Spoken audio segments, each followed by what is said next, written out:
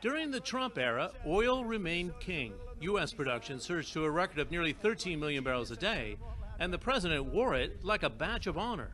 The United States is now the #1 producer of oil and natural gas anywhere on planet Earth. This played well in the oil and gas states in America's Southwest, in the Rockies, and as far north as Pennsylvania, in an industry supporting nearly 10 million jobs.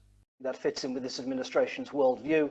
They were inclined to reduce regulations on the oil industry, partly to allow it to produce more, but also to gather political support from it.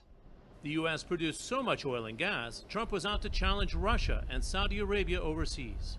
The export of oil and gas has been seen as a tool, a geopolitical tool, even a weapon, this concept of energy dominance. That strategy of growth at all costs came crashing down when COVID-19 triggered an oil bust, taking down over 500 energy companies with nearly $300 billion of debt. This year's wildfires on the West Coast and hurricanes hitting the Gulf of Mexico raised awareness of the growing threat of climate change.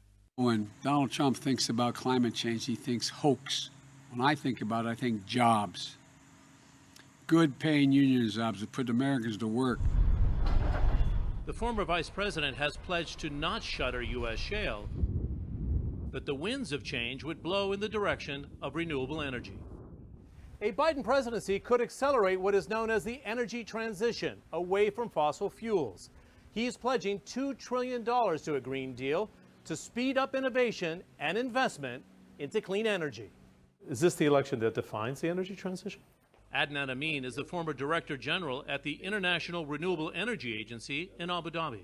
I've talked to him personally on a number of occasions about renewables. I know that he has a passion for this new technology and the potential that it has, and the potential it has to create jobs and wealth in the United States. So too does Wall Street, with money flowing into renewable energy companies. In the last month, rising star NextEra topped the market cap of the once mighty oil and gas giant ExxonMobil. Pour le climat est accepté.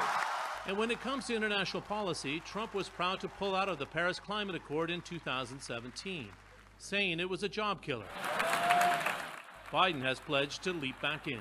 I think there is a very important signal when we're facing potentially catastrophic changes related to climate in the near future, that United States leadership in technology, in a political sense, in bringing other countries along, but mostly from my point of view, in inspiring others about what can be done, is sorely needed today. A high-stakes election that will also define the fate of fossil fuels and clean energy. John Defterius, CNN, Abu Dhabi.